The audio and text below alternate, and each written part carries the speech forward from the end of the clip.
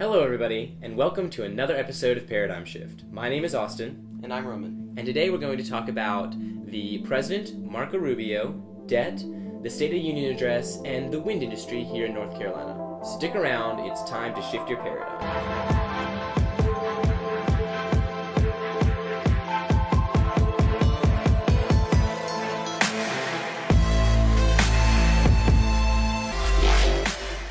President Obama and Prime Minister Netanyahu will not meet to talk when the Prime Minister comes in March to discuss sanctions, further sanctions to be taken against Iran and its nuclear program. This is causing some controversy because of the tensions that already exist in the U.S. and its role in protecting Israel. Florida Senator Marco Rubio is inching closer to a 2016 presidential bid. He met with his potential donors in Miami, Florida this past week to talk about his plans for the future. If he decided to run, he would be joining Jeb Bush in seeking the Republican nomination for the 2016 presidential election. Coming into 2016, are you more in favor of Jeb Bush or Marco Rubio as the presidential candidate? Well, I gotta say, personally, I wouldn't mind either of the two.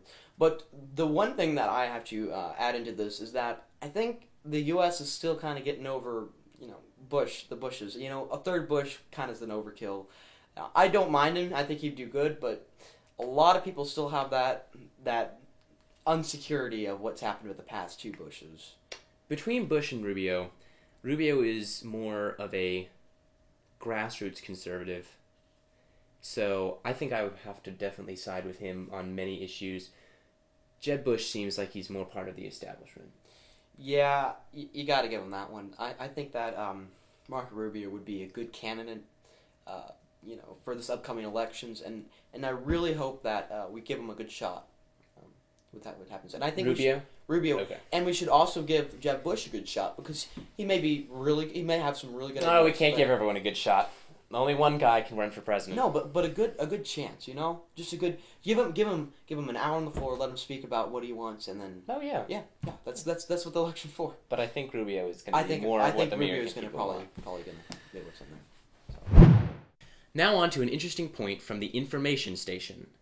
2 weeks ago, our national debt surpassed $18 trillion.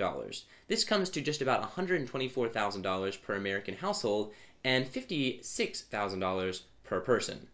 This is very interesting because it took our nation 200 years to accumulate our first $1 trillion in debt, but it only took 400 days, just about, for our nation to accumulate this last trillion. These numbers are hard to think about, so let's put it a different way. If you started counting right now, it would take you 1 week to count to 1 million. But if you started counting right now and were to count to 1 trillion, it would take you 31 years. 1 trillion is not a little amount by any means. This is, football fields full of money is our national debt. I want to play in that football field. Really, though, it's not something to joke about. It's insane, and politicians have not been giving our national debt as much attention as it should. That is a miraculous number. What's the national debt number right now? $18 trillion. 18 trillion. Now, that is kind of hard to believe. Now, who's responsible for most of them? Who's responsible for most of the money? Most of the debt? Well, there is a statistic out there that our current president, President Obama, has added more national debt than any other president. Yeah, but is that possible that it could have been effects from a previous president? Somewhat, but not nearly all of it. but I'm not going to be the one who throws the blame on Bush. I'm not going to be that guy either. All right. But still, as I said, the last trillion has only accumulated. If you look right here, this is the national clock, the national debt clock, and you can see how it's going up drastically. Yeah. The numbers are amazing. Now this is not live numbers. This is from the time it was filmed, but it almost makes you wonder whose butt owns us. I mean, most of this money is being probably borrowed from China. Actually, that's incorrect. Most of the money is being borrowed from ourselves. Okay. So the Social Security fund that we're all paying into, hand over hand, fist over fist, with our taxes, that's where most of the money comes from. All right. But that is just equally a problem because when people retire and think that they're going to get that money, after the government has just filled that account with IOUs, Social Security is going to hit the fan, and there's not going to be any money there. So some of the money is owed to be. China. Some of the money is owed to other countries. Many countries owe money to each other, but most of the money is actually owed to ourselves, which again is not to be taken lightly.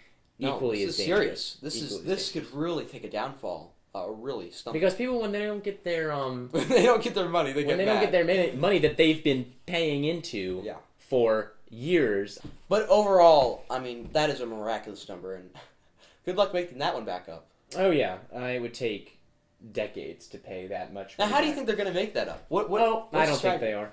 I have no idea. We're just going to keep on going into debt until the country fails? Well, the budget has to be balanced for one, and as we talked about last week or 2 weeks ago, I don't remember exactly when, with our the president hoping to promote this program of free education for another 2 years. Well, there you go. He's not planning on cutting the budget very much, but he is planning on taxing wealthy people even more. That transitions perfectly into our next story, which is about the State of the Union address. So a couple weeks ago, the president gave his State of the Union address, and if you missed it, never fear, we have his talking points right here. So the president talked a lot about, coming up and getting ideas from Republicans, which if he actually does that in his coming into his final years as president, that will be a big news story, because he hasn't had a great track record of meeting anyone halfway. He also talked about higher taxes for the wealthy and income inequality and how to spread out America's wealth a little bit more so everyone has a fair check. It's just like plaster. Just put it down and spread it out. Yep, only it's not. Simple. He also talked about higher taxes for the wealthy and tax cuts for the poor and talking about income inequality and all that.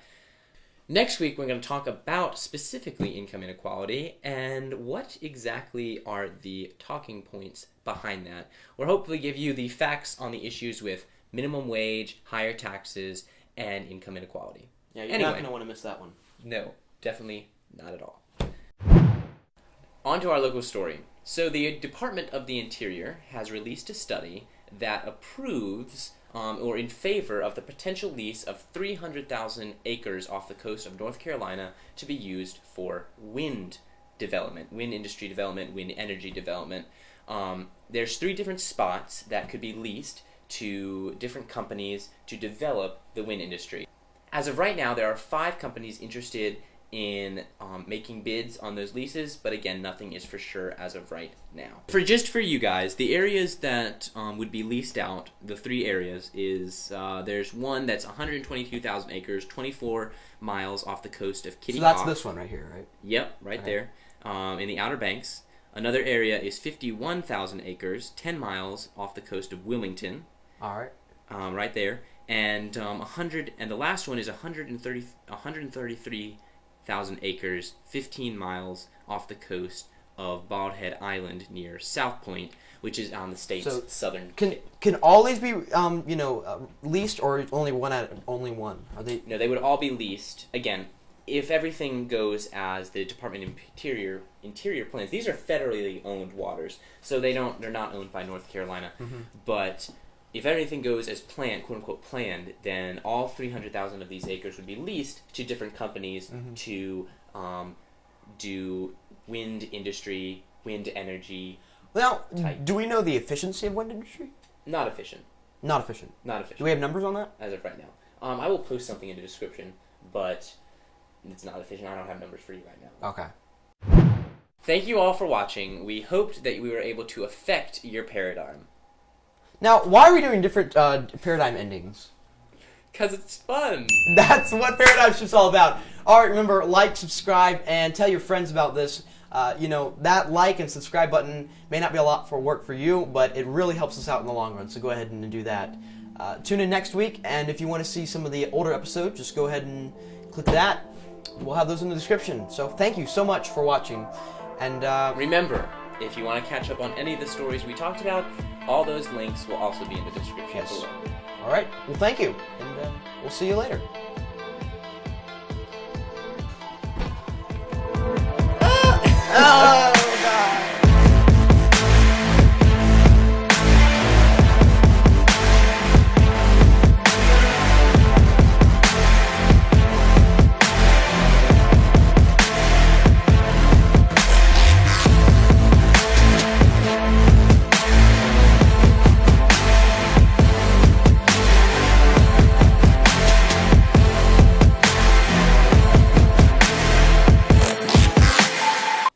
Holy Moses.